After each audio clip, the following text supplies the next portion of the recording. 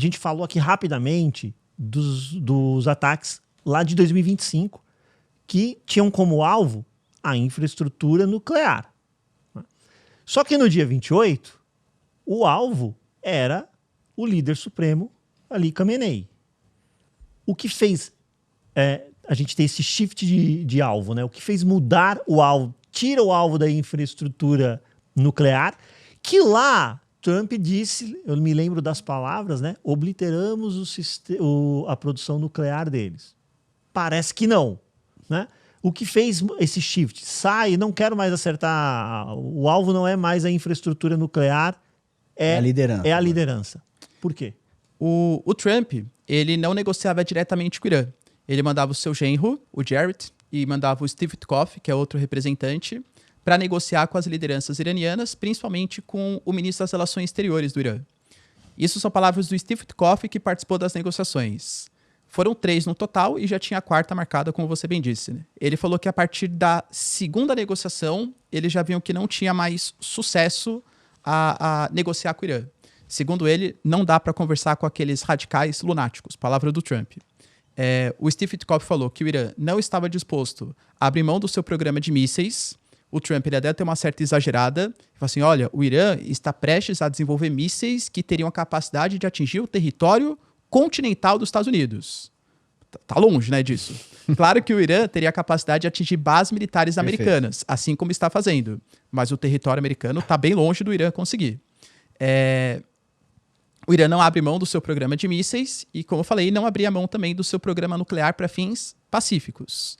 A grande questão é que o Trump fala que, pelo menos num primeiro momento, teria que cancelar todo o programa nuclear, inclusive para fins pacíficos.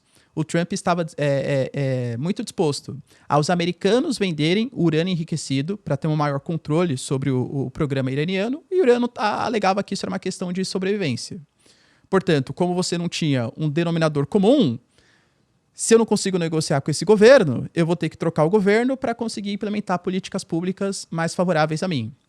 Penso eu, talvez, que até o regime dos Estados Unidos ele deva ter tido uma experiência positiva com a Venezuela. Porque quando os americanos fizeram a operação com Nicolás Maduro, pode perceber que eles não desmantelaram. O regime bolivariano continua ali.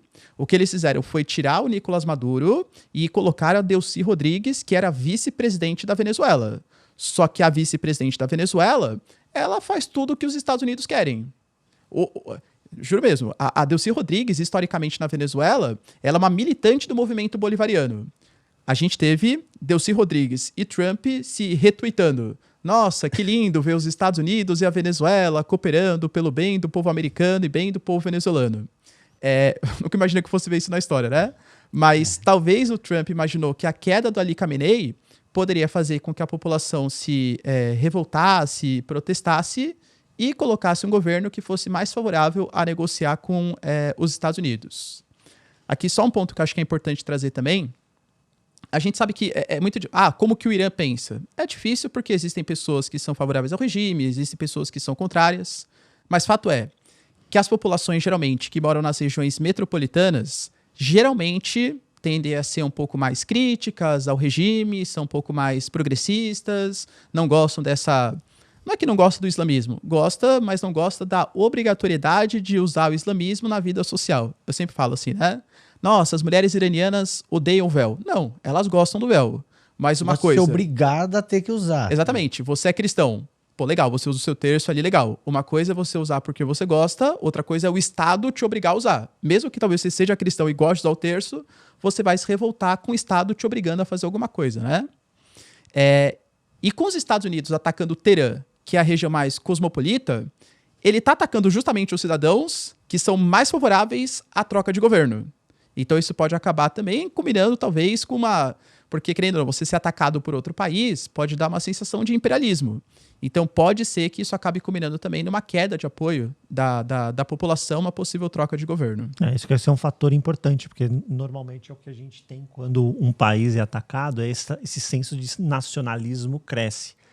Aí talvez o medo do tiro sair pela culatra nessa ideia de que, olha, derrubamos, né, o Ayatollah, então agora é com vocês, vão lá e tomem o poder. Mas peraí, a gente não está nem preparado para isso, não estamos organizados para isso.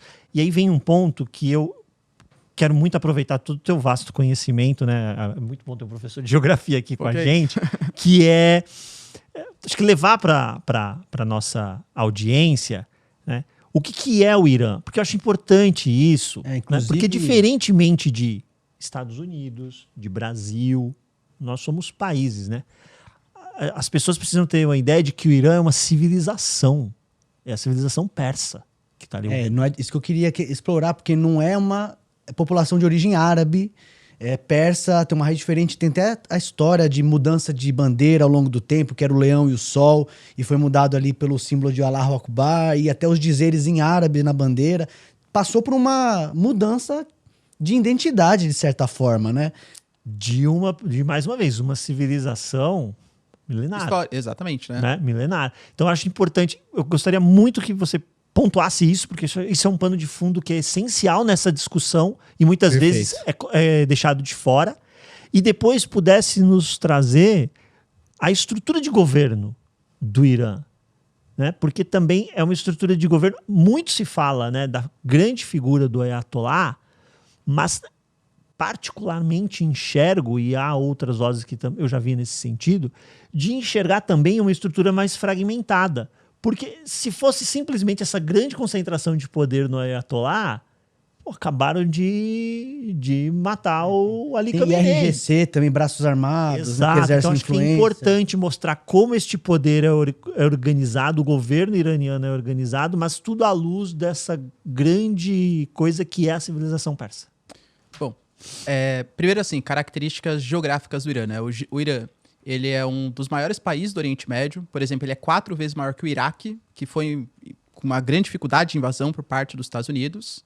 O Irã, ele tem uma área desértica bastante importante, é uma região bastante montanhosa, ou seja, existem grandes dificuldades geográficas em uma eventual incursão terrestre contra o Irã, isso é fato.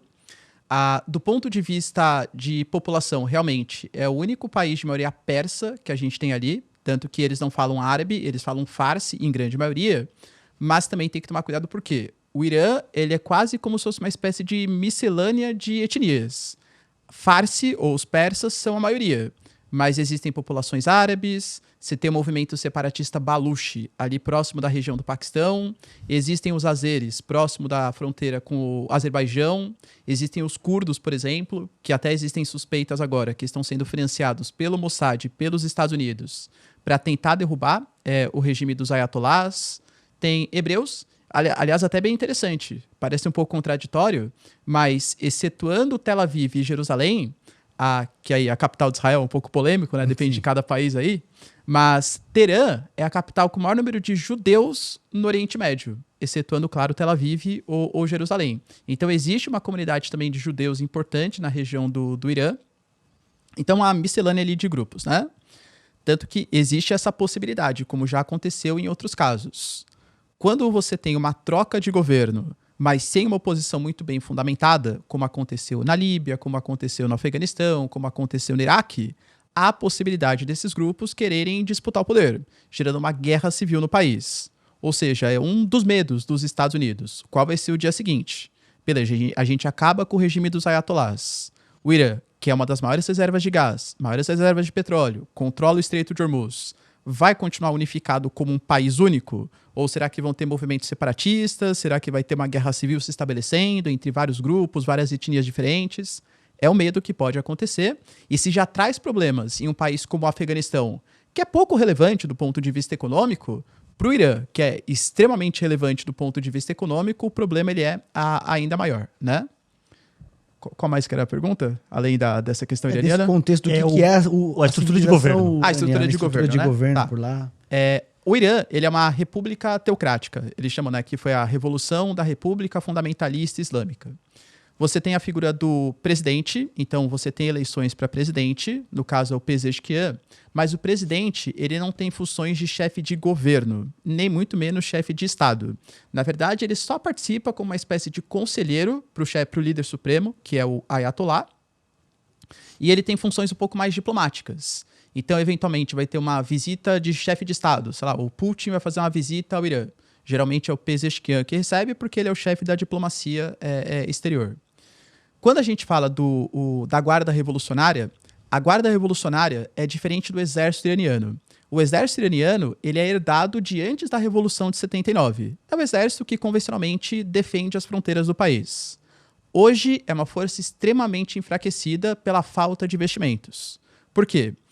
Quem o governo iraniano, o regime dos ayatollahs, ele financiou foi a Guarda Revolucionária Iraniana, que é similar, mas a ideia base não é defender o Estado iraniano. A ideia da Guarda Revolucionária é defender o regime iraniano, que são coisas diferentes. Perfeito. Né? Deu pra entender. Então, por mais, por exemplo, a gente fala assim, o Irã hoje, isso é um ponto importante também, o Irã, excetuando Israel e excetuando a Turquia, talvez, acho que é similar, é um dos países mais poderosos do Oriente Médio. Quando a gente faz aquele ranking de forças militares, o Irã ele está em 14º ou 15º dentre as maiores forças militares do mundo. Claro que muito está comprometido pelas sanções internacionais. E eu sempre gosto de brincar, né, que muita gente faz essa análise de uma possível guerra como se fosse super trunfo. Vai ter uma guerra, tipo assim, ó, esse aqui tem 2 porta-aviões, esse aqui tem 3. Esse aqui venceu, esse aqui... Pô, não é assim, né? Você tem todo o trabalho da inteligência, modernização de equipamentos. Acho que isso ficou mais do que explícito no último ataque que Israel fez. Israel venceu o Hezbollah colocando explosivos nos pagers que os líderes do Hezbollah utilizavam.